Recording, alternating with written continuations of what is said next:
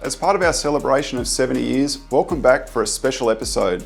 I'm with Bernie Quinn, one of the best in the business for automotive engineering, and we've got a lot of milestones that we've shared over the last 20 plus years.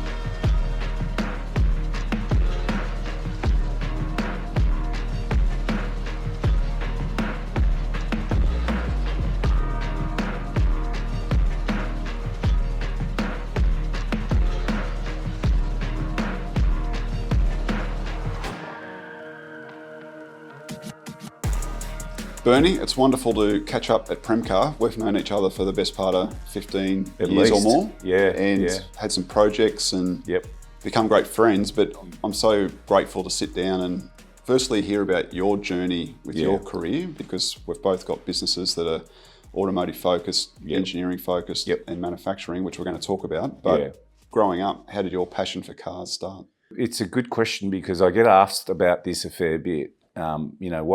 Why so car focused in my career, automotive focused? I was obsessed. It was like a disease when I was a kid. My mum used to laugh about it. I grew up in a big family, 8 kids. I was the youngest. We had a big house in southeastern suburbs of Melbourne. We had one toilet for 8 kids and 2 parents. And I used to hog it because it was the private space. I could take my Matchbox cars and play with the cars. So before phones.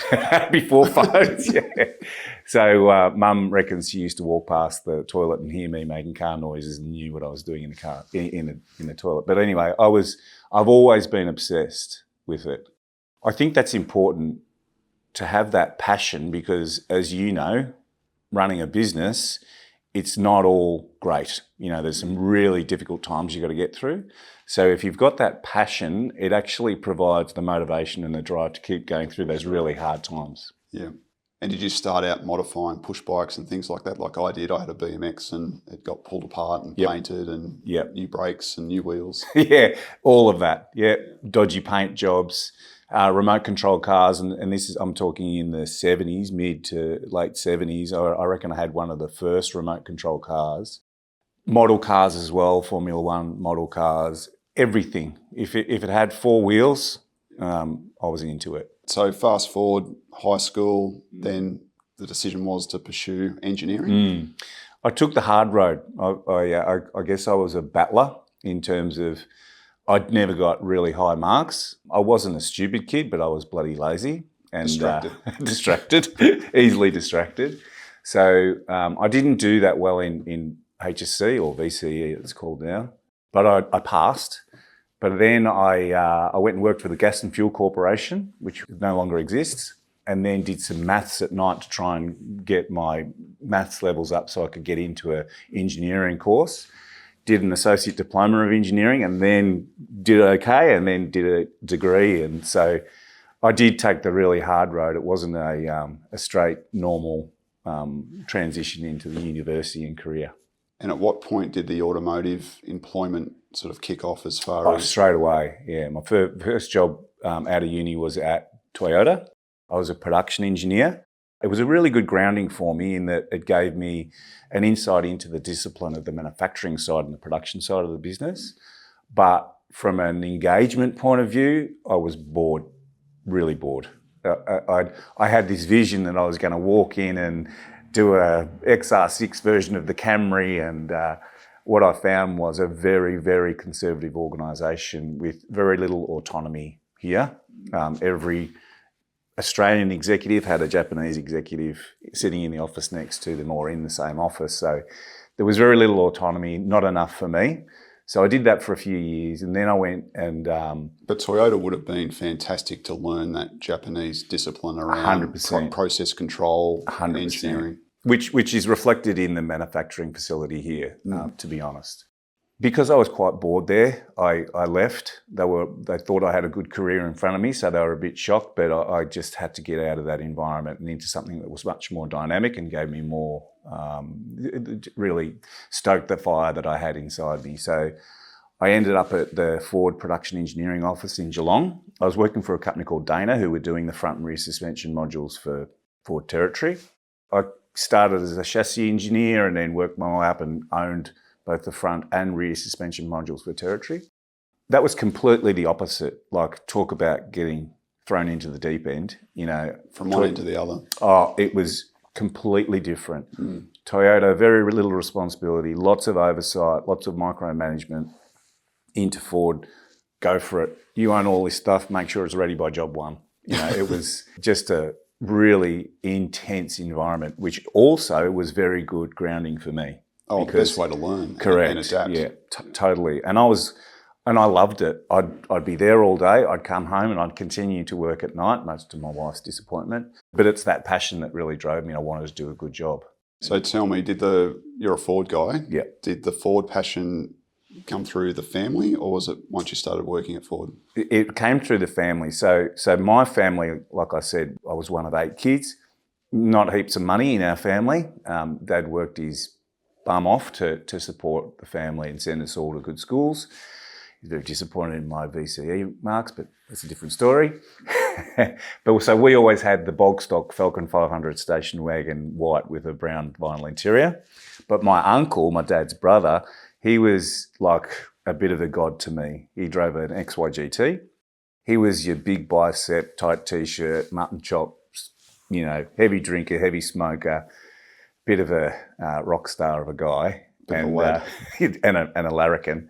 So he, you know, I idolised him. So he had the XYGT, then he got the XBGT, and you know that was like heaven for me to be inside those vehicles. And the Ford connection really grew because I guess Prodrive, or before that Tickford. Yep. So when so after I'd I'd worked for Dana, this ad came up they used to advertise them in the paper, not the local paper, but the state papers, and it was for a job in Saturday's Age as an FPV driveline engineer. I'm like, oh my God, you know, this is my dream. I was obsessed even then with, you know, I was driving, my first new car was an XR6 Ute, an AU. Then I got to drive development cars when I was at Ford, so the early BA turbos, and just blew me away. It really, again, ignited that passion or stoked those fires. So I really wanted to get into that job. So I got that job. And so I managed the driveline department inside Prodrive. So the FPV thing was a joint venture between Prodrive and Ford back in those days. So lots of driveline engineering for Prodrive, but really for FPV and Falcon vehicles. Territory Turbo as well. Anyway, I worked my way through the company. So I was originally driveline, then I took on chassis, then I took on powertrain, then I took on calibration, like expanding my role, not moving through the company until I became chief engineer in 2010, which was, you know, if you had to ask me in 1978 when I'm playing with my Matchbox cars or remote control cars, that's my dream. So I got there. And Prodrive, very synonymous with the Ford product, but there was a number of milestone vehicles that you mentioned, the hot-rodded Camry, and we sort of ended up doing that with the Aurion with Toyota. But so Prodrive was integral with both the Aurion TRD and the Hilux. Yep, correct. And so, not many people know that. And it's amazing how Harrop and Prodrive had this kind of parallel lot. Well, you and I had these parallel lives because, yes, we did all the Ford performance vehicles work, but we also did the manufacturing of the TRD vehicles, the Aurion and the Hilux, using the Aurion using the Harrop Supercharger. That was another string in our bow. We had a separate manufacturing facility near Toyota in Altona. Met Toyota's quality standards.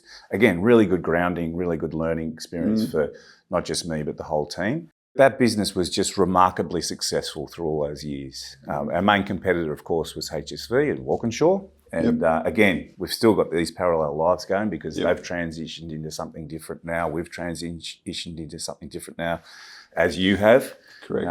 And we're still thriving, which is amazing. Oh, it's a testament to, I guess, Australian resilience and grit, but also the team around us. Like we've got employees that have been with us for 20, 30, 40 years, and it's that DNA that makes the business. Yep, 100%. So I've got this not insignificant engine sitting to your left, but that was a major project that we were both very heavily involved in. I think that must have kicked off in 2006, 2007. Probably 8 or 9. I think was the first trip to. This is a Harrop Prodrive story actually. First trip to the US. We went over. We knew we couldn't make the 5.4 engine past the next stage of emissions, which I think was Euro 4. Yes. So we had to go and look for an alternative engine.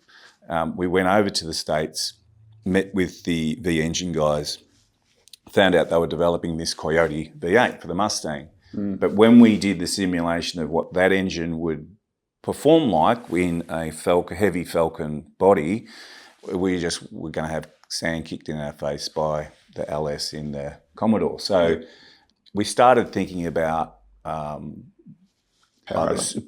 adder, either supercharging or turbocharging. We quickly worked out there was no space for turbochargers. So we whilst we were in the States talking to the Ford V-engine group about getting access to Coyote parts, we went and saw Eaton and we went and saw the Roush guys. And we worked out that Roush were actually getting some of their superchargers from Preston. Harrop. We saw one on a bench. So as soon as we got back from the States, we went and saw Harrop, and that's when that all started. And of course, this engine here has got a Harrop supercharger in it. So talking through the development process, because it's not insignificant, it's definitely not an aftermarket level powertrain project. It's a clean sheet. The engines were actually assembled here in Australia, which is again, very impressive. Over 50,000 engines we did over the years of the various different iterations, from the Windsor-based engines right through to the Coyote-based engines and everything in between. You know, people might think it's a Coyote engine. It's not. It's using a Coyote block and it's using basically most of the Coyote heads, but it's got its own lubrication system. It's got its own front-end accessory drive. It's got its own rod. It's got its own piston, different compression ratio. And of course, the addition of the supercharger from Harrop, our own intake manifold, which we designed, and this one's got a triple pass intercooler in it as well. Own exhaust manifolds, and then the whole control system was developed here in Australia by our engineers, and to pass the Ford global engineering standards. So it's got a very significant development program as well, and these things are bulletproof, you know. Well, I remember when we were doing the validation work, the Ford engine dynos weren't keeping up with the torque level. So that's right. It was breaking the dyno before it was hurting the engine. Yeah. And I guess for our American friends and viewers, the background with the engine, it was going to be offered in 2 trims. We had a non-intercooled version, which was going to be the entry level, and then the intercooled version. But unfortunately, Ford sort of determined that the business case would only support non-intercooled. Correct. And we had issues with the rest of the vehicle surviving that big. We didn't have a very sophisticated control system in the engine in those initial FGs. So we had to wait until, that was one of the reasons we couldn't actually integrate that super high performance version. Yeah, it passed all the engine-based the engine testing, yes. Yep. So that went on sale, I think, in 2010, and we had a run right up until the end, really, because it went through the different iterations, which is probably important to touch on. The FPV brand, which was the joint venture between Ford and Prodrive, but then when FPV ultimately folded, Prodrive became, I guess, owned by yourself and Jim and Paul at that time, and that became Premcar. Correct. And then there was a whole lot of work that you're still doing with Ford around the FGX and we did the sprints. And GT GTF. So I know on the internet there was a lot of conjecture that the advertised power output was maybe slightly understated. This particular engine's got 335 on the top lid. It's one of the durability test stand engines, but maybe tell us a little bit of the reality of what the performance was, and also even this engine, which was a hot rod test bed. So I'll start with that story with the advertised power being 335 kilowatts. Again, you've got to remember that I guess the picture I'm trying to paint here is we've got a really passionate bunch of engineers trying to get the most power out of engine they possibly can, working with a company that comes from that's within a very corporate environment with lots of different standards. Global. So we were given the target of 335 and we knew we could do much more than that. So with some passionate people at Ford, there was this idea brought up of overboost, transient overboost. So the transient was not so transient in this case. So often what you'd find is you'd put one of these on the dyno and it had more than 335 kilowatts at the wheels. Yep. So a 335 engine was more like 380, 390 kilowatts. This engine here, after it had finished its life as a development engine, we put different rods, different pistons. It's got a 2.3 litre blower on it instead of a 1.9 from you guys. It's got a triple pass intercooler. This puts out over 500 kilowatts and reliably. You can see it. It's had a hard old life, but one day it might go into some sort of project car and spin some tyres. Yeah, I think there's some great potential for that. The cogs are turning in my mind. Yeah. It was a transformation period for Harrop as well, this program. Like we were supplying Lotus, which was using the Aurion-based supercharger, but this program, like our engineering group and the manufacturing team working with your team, and then the connection with Ford, we're incredibly proud, and it was a real sort of pivot for us to grow what we were doing with superchargers. I think that we don't always get that level of mutual respect, which leads to great collaboration with all of our suppliers. And, the likes of Clayton, who helped us with the design and the integration of the supercharger from your company. It was just a really, really good chemistry. And again, I think it comes back to passion. Everyone wanted this to be a really fantastic, legendary engine, and it's turned out to be. I think that was a really great story. It was a great time in my life. I'm very proud of that Miami project. It's probably the highlight through those FPV years. So, and we sort of finished on a high. And in fact, the last Falcons that came down the line, because, Broadmeadows facility used to spit out 100,000 cars a year. As the market changed, as tariffs and protections came down, they were spitting out more like 20 to 25,000 Falcons and Territories. So that was really the nail in the coffin for the FPV relationship, because it didn't make sense for Ford to outsource engineering and manufacturing as much as it did when they were operating at 100,000 vehicles per year. So it was kind of a mutual agreement to dissolve that FPV business, or actually Ford took on 100% ownership of that FPV business. But we still did work for them. We still did those sprints and the GTF program, amongst a bunch of other stuff on Ranger, for example. Yep. So at that time, Prodrive offered the business up for management buyout, and so I did that with two colleagues. Myself and Jim still are major shareholders in the business. Jim Jovanovski, he's on the finance side, and he worked for Prodrive. He started about the same time as me in 2003. Yep. So we are a bit like brothers from different mothers, and we've built the business back up again to pretty much what it was, if not bigger, in terms of number of employees and turnover in its heyday back in the FPV days. And multiple sites now, and the manufacturing we'll get to have a look at shortly. The Ranger product, when Falcon stopped being manufactured, much like the Commodore, the dual cab market in Australia became just so dominant. Hilux and Ranger vying for top spot. Yep. Ranger was even something that you got to look at. Can we talk about that? We can talk a little bit about it. Yeah, so we had a little, we did a little workshop project where we put one of these babies into a Ranger. Skunkworks. Yeah, Skunkworks. I think it was all over the internet at the time anyway. It was hard to hide when you went to the petrol station and the thing had twin pipes and you were filling it up with 98 and not diesel. And it sounded fantastic. It was just a brilliant thing to drive. Never got the project off the ground, unfortunately, but it showed, again, what the potential was for that sort of thing. And with the volatility of the COVID and everything happening around, around that time, it just didn't quite get over the line, but it would have been fantastic. If circumstances had been different, it could have really aligned, but I guess it was PX2, PX3 based, and then next gen was coming down the line, so that became awkward. But became very complex to integrate all of that. So maybe share the, I guess, diversity and the global reach that Premcar started to develop, and now there's a very close relationship with Nissan and their product, and where the business is really focused on delivering great outcomes for customers, particularly Australian customers. We've been very, very happy with our collaboration with Nissan, and I think they would say the same thing. We've had a really good effect on their brand in Australia from a halo perspective. There are various metrics inside the Nissan business that they look at to determine the success of the program, and we're very positive on all of those metrics. And even the most basic is the sales of, let's say, Y62 Patrol, quite an old platform, but we've given it a new lease of life. So is Nissan, to be honest. But it had its best sales year ever last year, over 8,000. That's awesome. And so, that halo effect is well recognised. We've been able to then expand that into South Africa. So we've set up a facility in South Africa doing Navara Warriors because they build the Navara in South Africa as well.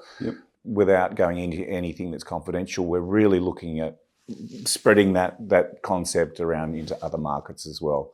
So I think that's been a tremendous success story. But you mentioned, diversity of engineering projects. One thing we're very focused on is if we just continue to do, let's say, diesel dual cab utes, upfitting like the Navara Warrior, or V8 petrol SUVs like the Patrol, we don't really learn too much. We know how to do it. We do it very well. So we have a deliberate strategy to also do discrete engineering projects for customers that could be very diverse and not automotive based even. We've done a lot of work in the defence space. We've also done a lot of work in the aviation space. We did a whole helicopter design with a carbon fibre monocoque, which taught us a lot about different materials. It taught us a lot about that industry. Tolerances, quality inspection, certification. Totally. I mean, even, for example, doing finite element analysis or stress analysis on a metallic component is different to doing it on a carbon fibre component. So we had to learn all about that. And then we were able to introduce that technology into our products like the Warrior product, and even EV projects as well. So over COVID, we did an EV design, a platform design for a Chinese OEM, and we learned a heap in that project. So we're able then to apply that to what we call our one-stop shop type projects, which are engineering, which leads onto a manufacturing program.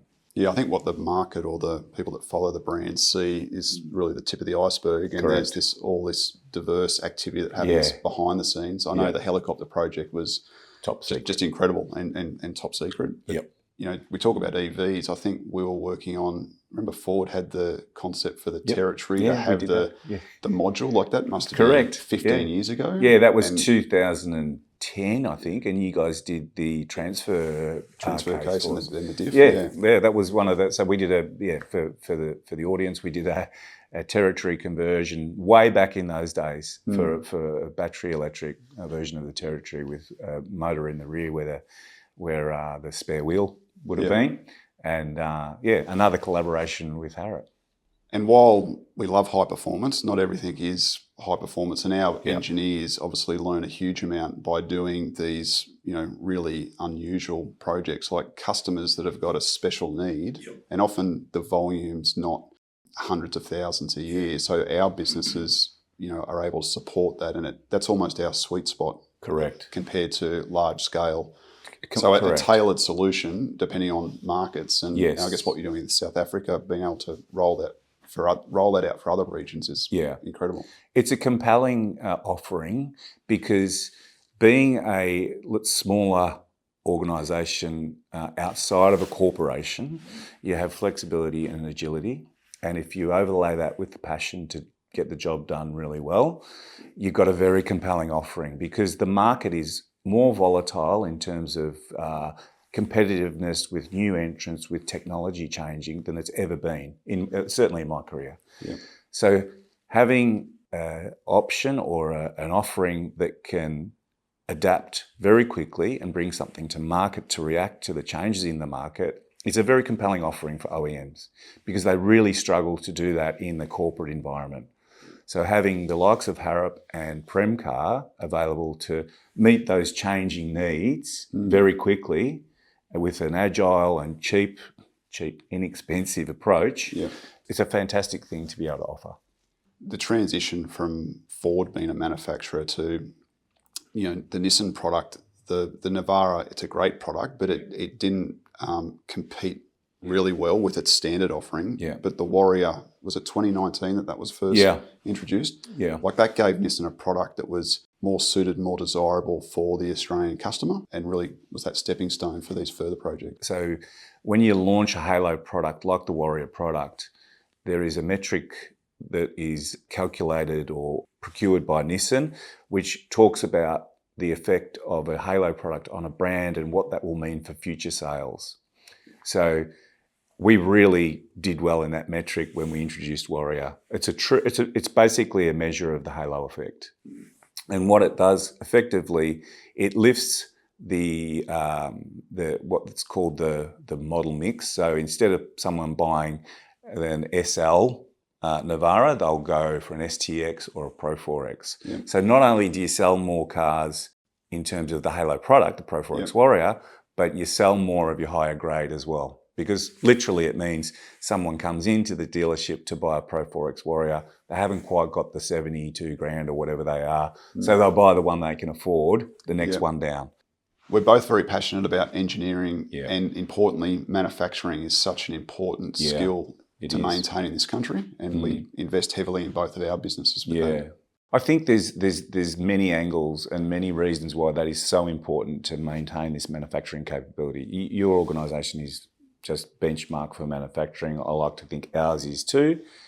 So there's all the reasons around sovereign capability and making sure we keep those skills up in the event that we need them at some stage for things like defence.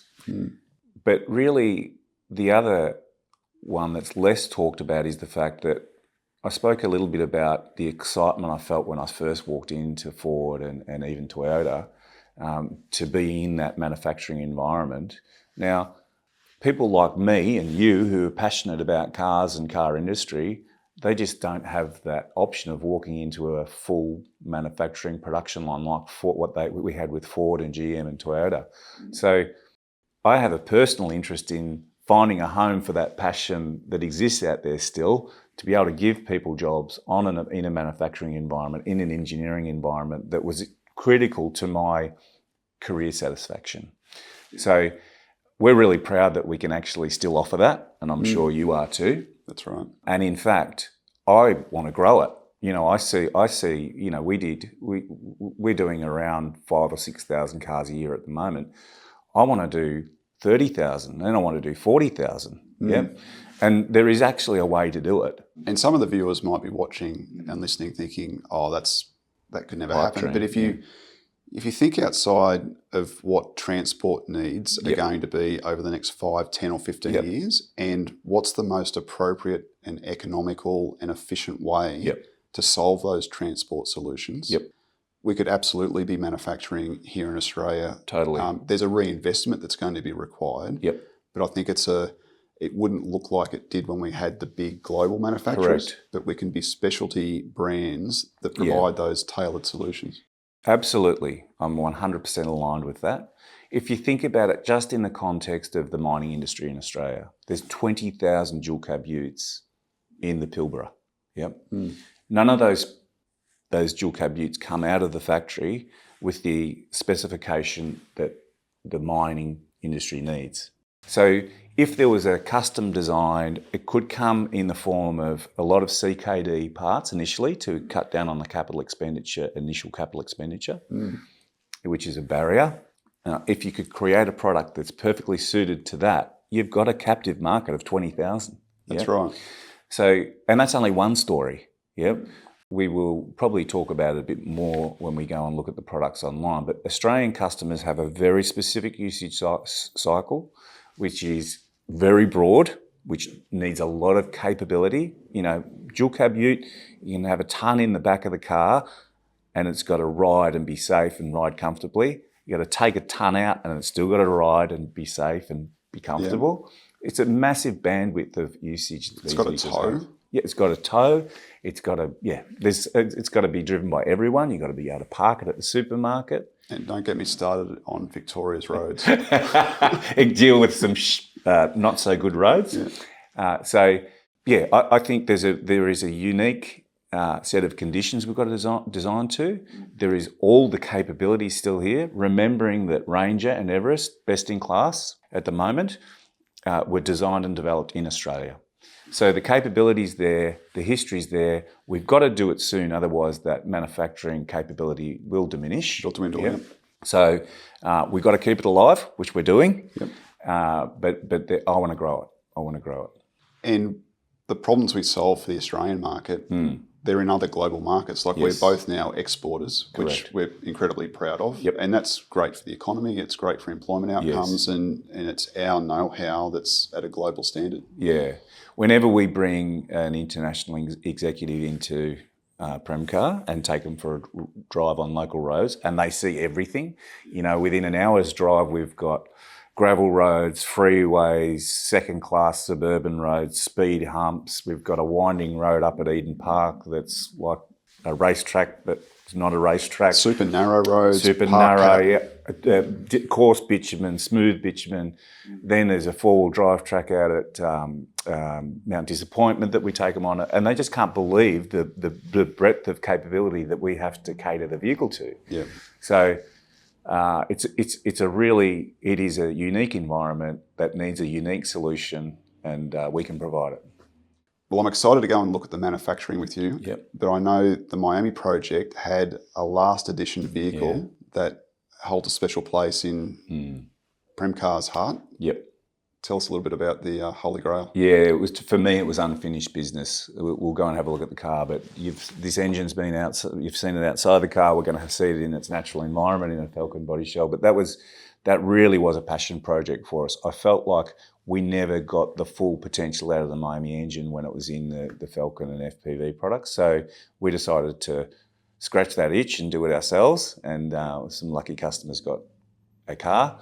And for our overseas viewers, the XY GTHO is probably the most iconic Aussie muscle car. Yeah. The originals go for just mega dollars. Yeah, nearly $1 million sometimes, yeah. So when this engine was in production, there was so much activity in the media online, the journos, when's the GTHO version? I only heard that question 100 million times, So that was a lot of the impetus to pursue it as well. It was, yeah. We always wanted to do it. Yeah, of course we'd want to do it. Who wouldn't want to do it?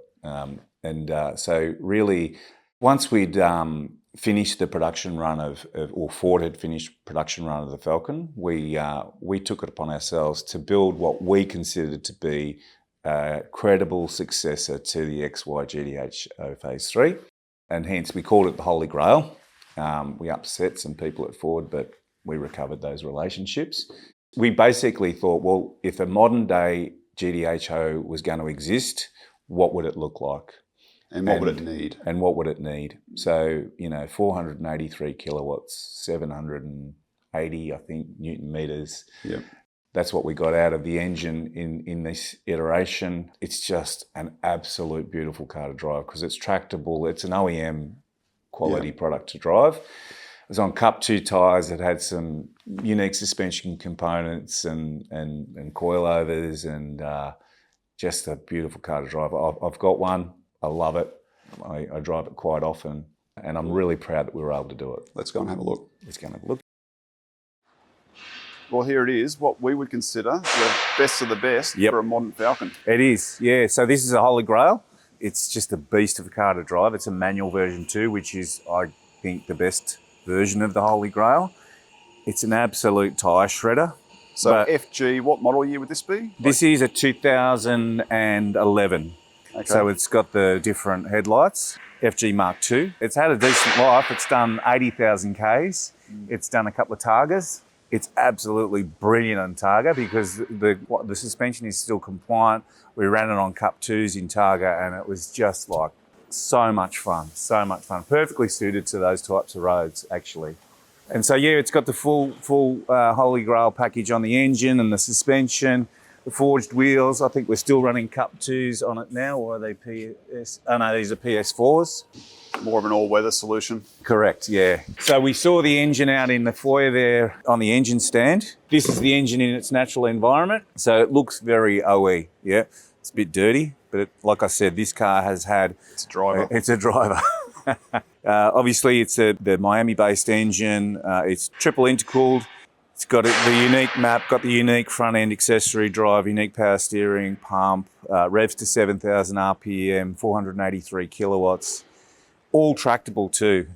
You can sort of go around the suburbs at 1,200 RPM, put your foot down, and it'll just go all the way to 7,000 RPM without a hiccup. So, and reliable. We haven't had one problem, one comeback in terms of warranty. It's just been brilliant. And ride and handling, running a slightly wider tyre in the rear, but also suspension is being tuned. Yeah, so it's got Shockworks coilovers, but we tune them to our own spec. And it's also got the aluminium control blades that are billet machined, which allow for the fitment of the wider tyre. It's got some special suspension bushes in it as well to give you more steering response and feedback. It's got enough grip, but it'll still turn the tyres, of course, but it's a safe package as well. It sits a little lower than a standard GT, and it's also got that great stance with the wheel and tyre package. It just fills the guards perfectly. I've got a black auto as well, which my son Jamie drives around. So I've got one of each, and they're just fantastic cars. I mean, the auto is great too. It's got the ZF 6-speed. Yep. And the way that we've tuned the calibration of the auto, you can do at 90 Ks an hour, do a 6-2 downshift, a kick down, and it turns the tyres at 95 Ks an hour. So on a closed course. On a closed course. It's good fun. It's good fun. Yeah. No doubt, we both love the V8. Yep. And while the Falcon no longer exists, Nissan's got a great product with the Y62 with the 5.6 litre V8. I know VK56. VK56. I know there's some stationed here. We're in your prototyping building, and I'm keen to go and check out the actual manufacturing line where Warriors are produced, because a lot of our customers love the Patrol product because we can supercharge it. Correct. No worries, let's go. Well, here's the manufacturing line, and this is where it starts. This is where it starts. So this is kind of the generic TI Patrol that comes into the country. The story we're going to tell, of course, with the Warrior conversion is converting something that's pretty generic and made for a global audience into something that's really appealing for Australians in particular. We know Australians love the outdoors, they love that adventure, and have adventure-ready cars. So that's basically what we do. Excellent. So it's certainly sophisticated in terms of the stations, but talk us through the detail, because it's about quality as much as throughput. Has to be, yeah. So, I mean, the biggest disaster we could have is to have, let's say, poor warranty performance in the field. We've got a really good, strong relationship with Nissan. And so they're trusting us to meet their standards. And so we do that with the facility. It runs a very sophisticated production system. The vehicles move on the line. We don't move the operators between stations, for example.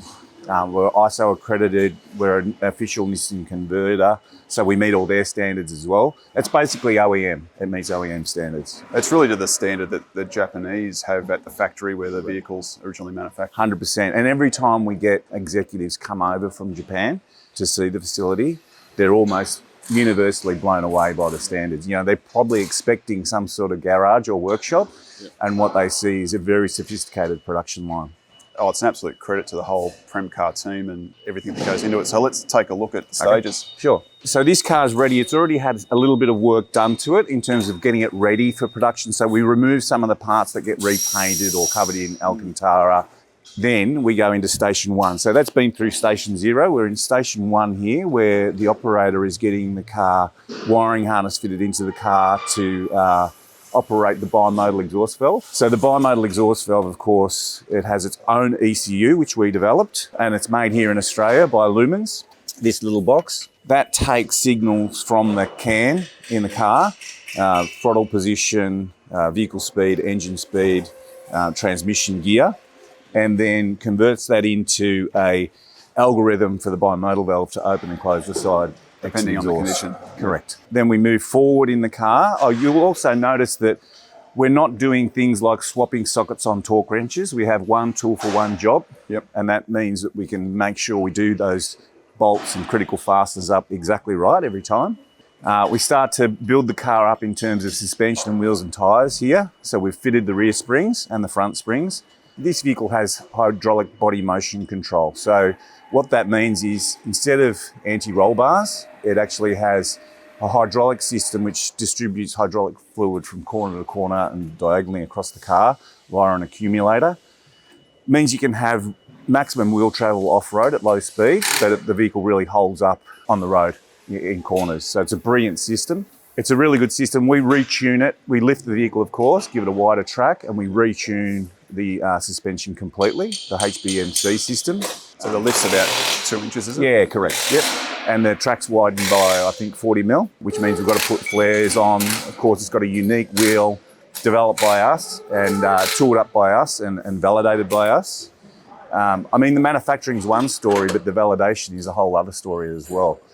All of that's done to OEM standards as well by our engineers. It's that validation work that provides the platform to be able to have repeatable, reliable vehicles in field. Exactly. So that's a really good point because we talk about Premcar being a one-stop shop. So basically what we're trying to articulate there is our engineers sit up in the office here, the product development engineers. They sit very close to the manufacturing engineers. And so that crossover is critical to meeting this quality standard. So the product engineer knows what's important from a performance of the component. They can translate that into what's called an ECMA. It's basically a handshake between the product development engineer and the manufacturing engineer that they've considered what's important, and then the process can be built around those critical and significant characteristics. Yeah. Black's definitely a popular colour. Yeah, black and white and grey. There's only 4 different colours. The Patrol itself, the Y62, as you know, is quite an old platform.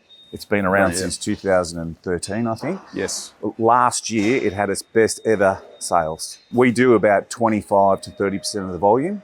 It comes through here to be converted into Warriors. And it's very well received. Like, we haven't had a bad review. All the customer satisfaction metrics are really high, and our quality performance, warranty performance is extremely good as well. So we're doing well. Oh, it's a win for the customer and it's a win for Nissan, obviously. Well, one of the things about the Australian customer, because they grew up with Holden and Ford, Ford Falcons and Holden Commodores and others, of course, but they were really spoiled in terms of choice. You could get a Commodore in a pickup truck, a wagon, a sedan, an executive, a sports, a super sports, V6, V8, all of those permutations and combinations available to the Australian customer. So they really got spoilt in a way. So that desire for something unique, something that was specifically tailored to their tastes, didn't go away. No. So companies like yours, Harrop and ARB and TJM, they really thrived because people really went to the aftermarket. So that's all we're doing, is we're taking those aftermarket additions and then putting them into an OEM manufacturing and validation environment to give the customer what they want. And our friends at Walkinshaw, obviously, with their left-hand drive to right-hand drive conversion, but their prior business, HSV, was built exactly around that. Correct. Like, we've got so many Commodore HSV customers that are passionate about our brand, but they aspired to have that top-level spec. Exactly. And this is very similar, like the percentage of Y62s that are Warrior spec, it's massively impressive. And some of them take them to you to get a supercharger fitted. Absolutely. So no matter where you put the ceiling, someone's going to go. And we're very happy about that, Bernie. Of course we are. One of the other things is a lot of the components that we add to the vehicle are made in Australia as well. We have a big focus on using the Australian supply chain.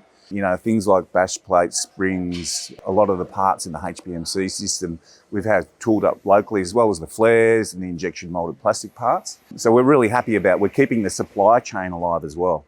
And lean manufacturing is a major focus as well. 100%. And if we go over here, you can see some examples of that. So this is the TI exhaust as taken off? Correct. So there's a perfectly good exhaust with a lot of expensive heat shielding and componentry there. So we don't want to waste all that. We want to bring the car to the customer at a good price. Yeah. So part of that is this lean philosophy. So we send that exhaust out to a local supplier. They cut it, weld a flange on, and we just replace the part that's critical to making an awesome sound.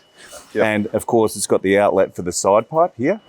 And the side pipe is this little baby, little hot dog, and it's got the valve inside there. So I spoke about the ECU earlier. That's ECU is sending signals to that valve to open and close it. Now, critically, we don't have the operators moving between stations. We move the car and not the operator, so we can ensure repeatability. And that's a very OEM approach, whether you're a German manufacturer like Volkswagen or Porsche or Nissan or Toyota. It's one of those critical things that separates us from being a workshop into an actual production line. Yeah, this is not a cottage industry type approach. No, and every station has its standardised work process as well. And every car has what's called a travel card with all the quality metrics on that travel card and actually signed off by the operator.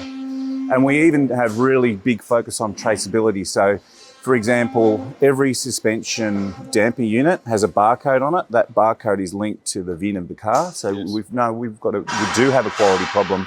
We've got full traceability through the system. It's like our supercharger assemblies. They're all serial numbered. So if there is a problem in the field and it comes back, we can trace exactly what its journey's been. Which operator, what's inside the supercharger, what it's all of those things is exactly what we do as well. So I can see the lights on the lifts, similar to what we've got with our CNC machines. Green's obviously good. So if the operator's got an issue at his station, he can alert the team? He or she, yes, correct. It's called an and-on system. So if the operator, let's say, for example, is in danger of not meeting their tack time, so the tack time is the time it spends at each station, they can press a button and they get the appropriate assistance, whether it's from stores, maintenance, or the team leader if they've got a technical issue. Or engineering. Yep.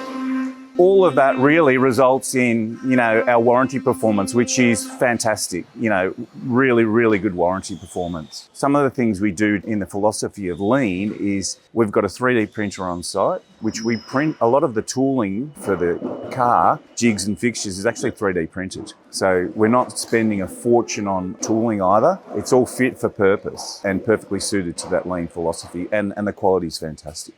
This basically is the tool that the operator holds up to mark where they put the primer for the adhesive for the flares. Yes. So they know exactly it goes in the same spot every time, and that's just a 3D printed tool. And if it does wear out, it's easy to run another Exactly. tool. Overnight we'll have a new tool. And some of these jigs and fixtures, this is the guide for that front flare extension piece. It's got holes for where he's got to put the drill through. So again, 3D printed, very simple, designed in-house and printed in-house. I think the styling is fantastic. Like, it gives that more Australian rugged look. But tell me, when you're working with the team at Nissan, what's that design process in terms of deciding on what gets signed off? Yeah, so we are responsible for producing the design. So that process will be, we use a design thinking approach, which means we identify who our target customer is. Of course, not every customer is exactly the same, but there's kind of a general customer who we target. We'll identify what's important to them, what sort of lifestyle they lead, what they want out of their vehicle. Then we'll do a concept, which is a very, let's call it a cartoonish look of the car, if you know what I mean, to try and articulate what that customer would want and the theme of the car, a sketch basically. Yeah. So, that'll have things like, well, it's got flares, it's got a side pipe exhaust, it's got a darker theme as opposed to a bigger tyre. Yeah, and correct. Yeah. And then we'll convert that into a much more realistic render once it's signed off. So we go through a process with Nissan where we will inform them and work with them and collaborate on that, but we are ultimately responsible for setting those themes and doing the renders. So getting towards the final stations? So we've got decal fitting and some final work on this. I think we do a bit of exhaust work here on the exhaust finisher. And then once it's got through this station, it goes for a wheel alignment and then a quality inspection. And in that quality inspection, the quality inspector will go through the travel card to make sure every process has been done, recheck them, take all the photos. Those photos get loaded up onto our quality system and stored for life, basically. So we've got traceability back to the VIN for that car to make sure it went through all its quality checks. Every car gets road tested as well, and then shipped out to Nissan, ready to go out to the dealers. Yeah, so you can see this car up in the air just for the display, but you'll see the features here, the red springs. They're multi-rate springs, so great for on-road comfort, but also because they're a multi-rate. Meaning they're progressive? Correct. Yeah, there's actually 3 different rates in the spring. So what it means is nice, comfortable ride, but once you get 3.5 tonne trailer, or so 350 kilos on the tow ball, yes. we only drop 40 mil at the back because we go into a stiffer rate then. HPMC system as well, side pipe exhaust, so it's a really nice dual outlet there. And you'll see in here the Premcar branded HPMC system. So all the valving for the damping is done inside that little module. And it's we build them up on site as well in a clean room, in a temperature controlled room over here. And you'll see it's got the barcode on it for traceability. We were fortunate enough recently to borrow your car for some marketing, and the ride and handling is, it's an absolute testament to the whole team. Like it's at that level. That Thank you. Yeah, well, that's the point is we didn't want to compromise any comfort for the off-road capability. So that was important. We did a lot of balancing that. Correct, yeah. And a huge body of work to get that right. Like it's not just a... No, it's hundreds of iterations of damping. We can build the dampers up on site. We've got a damper dyno in a trailer. It almost looks like a horse float that we can drive out to the desert and do tuning, in the desert or on an off-road track or at a proving ground. We use, Lang Lang, Anglesey, sometimes even Yang's proving grounds. Well, these fantastic products, manufactured, designed right here in Melbourne. It's a credit to your whole Premcar team. Thanks, buddy. And I mean, it's really interesting today. We've reflected on the parallel lives that we've lived together and worked together and collaborated. It's been fantastic, and love showing off our factory and our capability. So thank you. Love the factory. Great to catch up. Let's do it again soon. Thanks for watching. We'll catch you next time. Thank you.